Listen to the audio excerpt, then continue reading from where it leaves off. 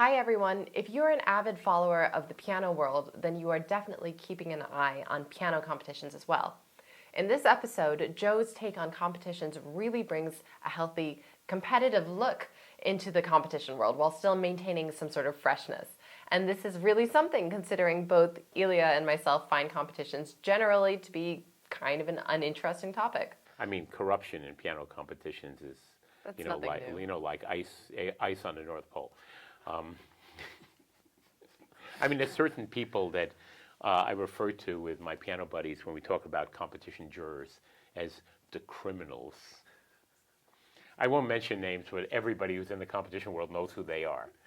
And you can bet when they are on the jury that one of two things will happen. One of their students will win, or they'll get into the finals and not win because every other juror outvotes them. Of course, with competition juries, I love talking about this, by the way. With competition juries, it's so weird, I mean, you never know what they're looking for. I mean, let's talk about the Chopin Competition in 2015. Now, nobody's going to deny that Sung-Jun Cho is a very, very fine pianist. By the way, just played Rock Second with the Vienna Philharmonic on Friday night, replacing Denis Matsuyev. And the conductor was Yannick Negutsegin, the conductor of the Met and Philadelphia Orchestra, who replaced Gergiev. Anybody want to take a guess why they were replaced? Sung-Jun Cho is a very good pianist, and he played really well in the competition. And I mean, one can argue whether he should have gotten first or second, because there were at least 5 other pianists in the finals that were damn good. I mean, there was Charles Richard Amelin, who, no relation to Marc-André, by the way, very good French-Canadian pianist. Kate Liu, who's one of my pianistic heroes of anybody in her 20s. She's a total artist. Eric Liu, spelled differently, by the way. She spells it L-I-U, he spells it L-U. Also a very, very fine pianist and musician. And then a young kid named Tony Yang, who goes by Yike, Y-I-K-E, I believe he got 6th prize. Very, very talented, extremely talented. What I don't understand, because Chopin Competition publishes the voting of the jury members. Philippe Entremont gave Sung-Jun Cho a 0. Whoa. I mean, all right, you don't have to like his playing. You think maybe he's not my type of musician, whatever. But you can't give this guy a 0. I mean, he's a pianist. He's a real pianist. So this is the kind of screwy stuff. And it's not like Entremont had some student on the jury he was trying to stump for. He just really disliked Sung-Jun Cho. And it's one thing to dislike, it's another to not acknowledge the obvious ability of somebody like that. He did win the competition anyway, got 1st prize. And, he's gone on to have quite the career, I must say. But, competition juries, I mean, to me, I've said this publicly, I'll say it again, I'll say it anytime anybody asks me. I don't think teachers should be on competition juries. There's plenty of really, really knowledgeable piano people that don't teach. Even pianists in some cases, but certainly, non-performers who really know their stuff and have an artistic sense that could be a good juror. And those are the kind of people who should be judging competitions, not all these teachers. I mean, I consider competitions that have a high preponderance of teachers on them to be corrupt, period. End of story. I don't even consider results valid when somebody wins those competitions.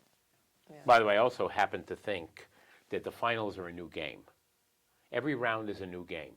Mm-hmm. So therefore, I was actually really annoyed about the results of the last Chopin competition, the one that just ended on, not the Kosciuszko one in Washington, the one in Poland, the big one, because Bruce Liu got 1st prize.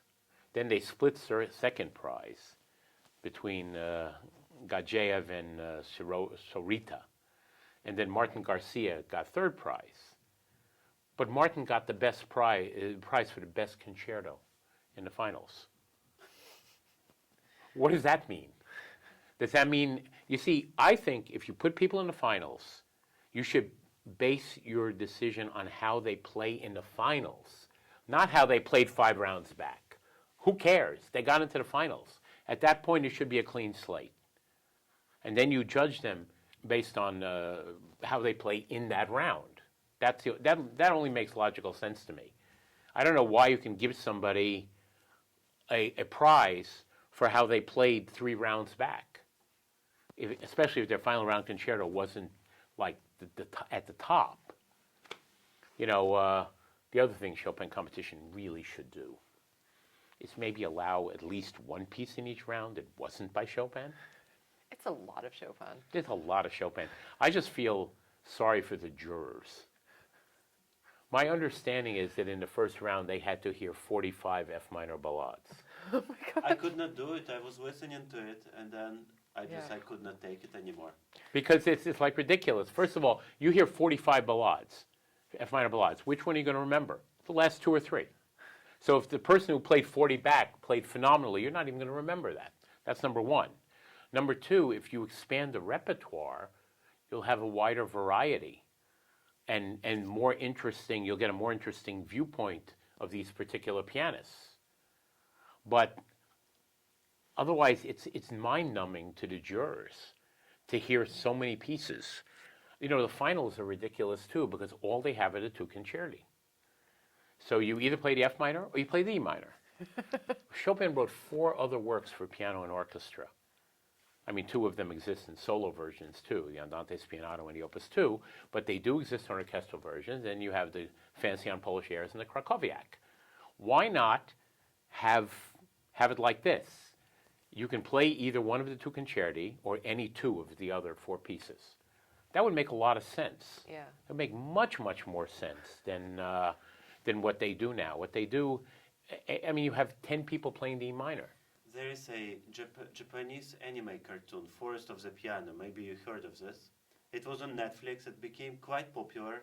And the whole idea that this boy, he is getting into piano and he wants to go to Chopin competition. And this is his big goal at the end. And I actually never finished it, but some of my young students were exposed to this competition, wanted to go there, and realized how difficult it is to buy tickets, and that you have to stand at least 5 years in advance just to get a ticket. To be in the audience? Yeah, to be in the audience. So I think there is something financial going on with that competition as well. I'll tell you something else about going to the Chopin competition. My sources, which is people I know that were there, tell me that the hall sounds terrible for piano. And so the best way to listen to it was online. You know, it's always interesting to look at old competition booklets. And you see these performers who 40 years ago were just students and what they were doing.